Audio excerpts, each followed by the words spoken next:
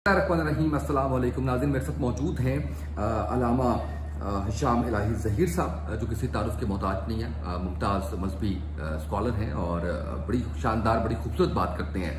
इनका ट्वीट देखा मैंने, जो उन्होंने कहा कि मुल्क भर के उलमा से 6 घंटे की तवील तर मुशावरत के बाद मैंने और अलामा इब्तिसाम इलाही ज़हीर ने यह फैसला किया है कि आने वाले ज़िमनी इंतखाबात में जमीयत उलमा इस्लाम, तहरीक लब्बैक जमात इस्लामी, राह हक पार्टी, और तहरीक अल्लाह अकबर इस्लाम पसंदों की सपोर्ट की जाएगी।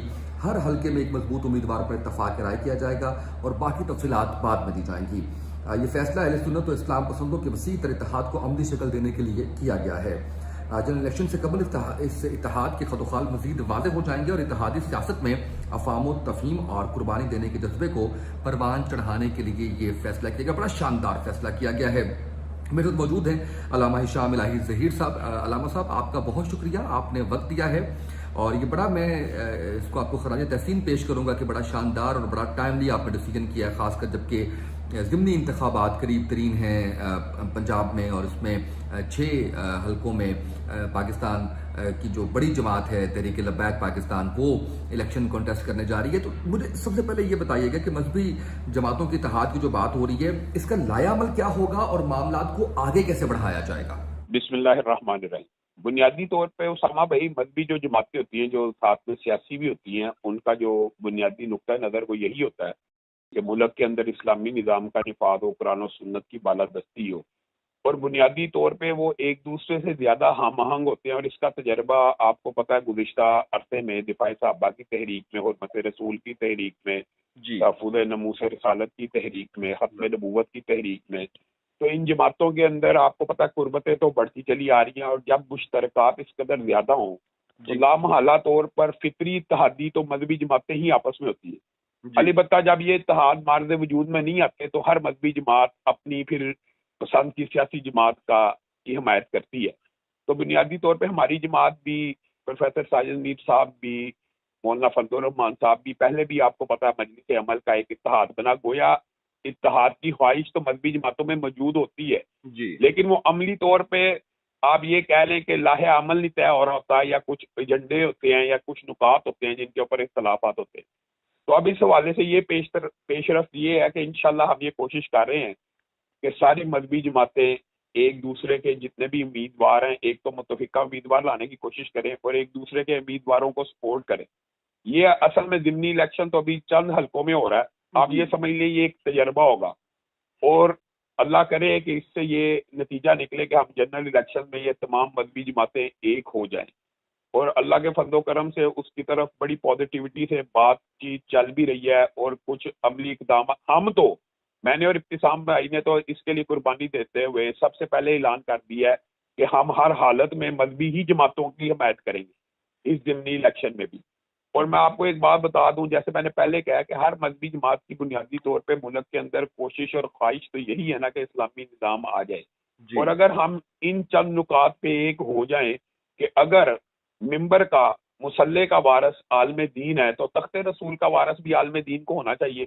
अगर ये हम नुक्ता अवाम के अंदर फैला दें और अवाम को इस एजेंडे के ऊपर यकनुकाती के हम कुरान और सुन्नत को बालादस्त मानेंगे, फिरका वरीयत नहीं होगी, फिकी तासुबात से बालातर मुल्क के अंदर हम इस्लामी निज़ाम को कायम करेंगे, तो इंशाल्लाह आपको पता है अल्लाह के फजल करम से ये इत्तेहाद चलेगा भी और इसके अंदर अल्लाह की तरफ से बरकतें भी आएंगी। जी अलामा साहब, कोई शक नहीं है, अल्लाह आपको इसमें कामयाब करे। बड़ा अच्छा आपने ये फैसला किया है और आप जिस तरह से चीज़ों को लेके चल रहे हैं, ये बताइएगा कि तहरीक लब्बैक को ज़िमनी इलेक्शन में सपोर्ट करने का फैसला हो गया या इस हवाले से कुछ साथ रिजवी साहब से मुलाकात आपकी हुई है, कोई बात चल रही है इस हवाले से?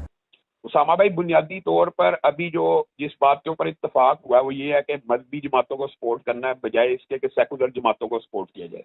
अब मजहबी जमातों में पंजाब में ज़िमनी इलेक्शन में आपको पता है तहरीक लब्बैक ने भी उम्मीदवार खड़े किए हैं, जमात इस्लामी ने भी किए हुए हैं, दीगर जमातों ने, जमीयत उलमा इस्लाम के यहाँ पे अगरचे उम्मीदवार मौजूद नहीं है लेकिन वो भी हमारे यानी सोच और फिक्र के हामी हैं। मुआविया आलम तारक साहब भी बड़ी सोच और फिक्र के हामी हैं। तो हम ये अव्वलन ये चाहते हैं कि हम हर हल्के में से एक उम्मीदवार की हिमायत करें जो किसी भी जमात का सबसे स्ट्रॉन्ग उम्मीदवार हो। यानी एक इस्लामी जमात के अगर जमात इस्लामी का उम्मीदवार खड़ा है, तहरीक लब्बैक का खड़ा है, तो हम वहाँ पे ये कोशिश करेंगे कि एक उम्मीदवार की हिमायत करें तमाम इस्लामी जमातें। یہ اس یعنی آپ حساب سے ہم کوشش کر رہے ہیں. کئی مرتبہ ایسا ہوتا ہے کہ اگر دونوں امیدوار کھڑے ہوں گے تو ووٹ پھر ڈیوائڈ ہو جائیں گے, پھر وہ اتحاد صرف نام کا ہی رہ جاتا ہے. تو پہلا مرحلہ تو یہ ہے کہ تمام امیدواروں کی جو لسٹ ہے اس میں سے جو مضبوط امیدوار ہیں ان کا انتخاب ہوگا, اور پھر جس کے جماعت کے آپ کو پتہ زیادہ امیدوار مضبوط ہوں گے یا کم مضبوط ہوں گے اس حوالے سے افہام و تفہیم ہو جائے گی. اچھا, یہاں پہ علامہ شاہ ملاحی ظہیر صاحب, مجھے آپ سے یہ بھی جاننا ہے کہ NA 240 میں بڑا تھن مارجن تھا, صاف نظر آ رہا ہے کہ تحریک لبیک کو ہرایا گیا. جس طرح مصطفیٰ کمال یا ان کے لوگوں نے گولیاں چلائی ہیں, ابھی تک ہمیں نظر نہیں آ رہا کہ کوئی قانون اس کے اوپر کوئی حرکت میں آیا ہے.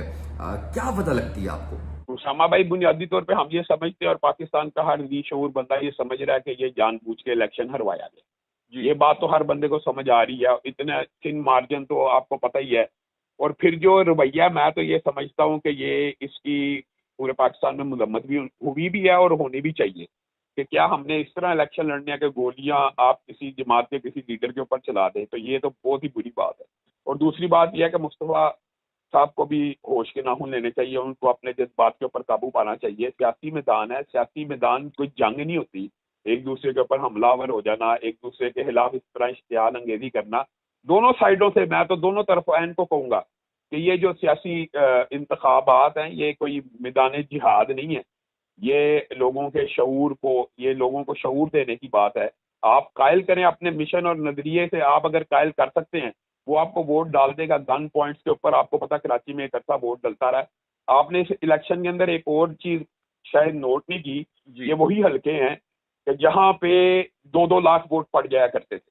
تو حقیقت تو کھل کے سامنے آئی گئی ہے کہ کس پارٹی کے کتنے ووٹ ہیں. علامہ صاحب, مجھے آپ سے جو آخری سوال کرنا ہے وہ مفتی منیب الرحمان صاحب کے حوالے سے کرنا ہے. مفتی منیب الرحمان صاحب 22 سال رویت ہلال کمیٹی کے چیئرمین رہے ہیں, اور جب انہوں نے یہ عہدہ چھوڑا ہے تو بڑے گریسفلی یہ سائٹ پہ ہوئے ہیں, اور ان پر بڑے الزامات لگائے جا رہے ہیں مصطفیٰ کمال صاحب کی جانب سے کہ انہوں نے میرے سے ایکسپریس ہائی وے پہ پلاٹ مانگا اور ان کو وہ اوقات سنائی جا رہی ہے. مطلب آپ اس طرح کی چیزوں کے اوپر کیسے اس سلسلے کو روکا جا سکتا ہے, کیا کہیں گے؟ یہ رویہ بڑا قابل مذمت ہے, اور اس طرح کے جو سطحی الزامات ہیں کسی کلین آدمی کے اوپر لگانا یہ بڑی افسوسناک بات ہے. جی, بہت شکریہ علامہ شاہ ملاحی ظہیر صاحب, آپ نے وقت دیا اور بڑی آپ نے خصوصی گفتگو کی اور ساری چیزیں ہمارے سامنے رکھی ہیں, جس کے اندر سعد رضوی صاحب سے ملاقات کے حوالے سے, الیکشن کس طرح سے آگے چلیں گے اس حوالے سے, مفتی صاحب کے بارے میں بھی آپ نے بات کی ہے. اور میں یہ سمجھتا ہوں کہ جو کنفیوژنس تھیں یا جو چیزیں ٹائملی پتہ چلنی چاہیے تھیں ہمارے ناظرین کو, وہ ان تک پہنچی ہیں, اور انشاءاللہ دوبارہ آپ سے چند دن تک رابطہ کریں گے. مزید جب خط و خال اس کے واضح ہوں گے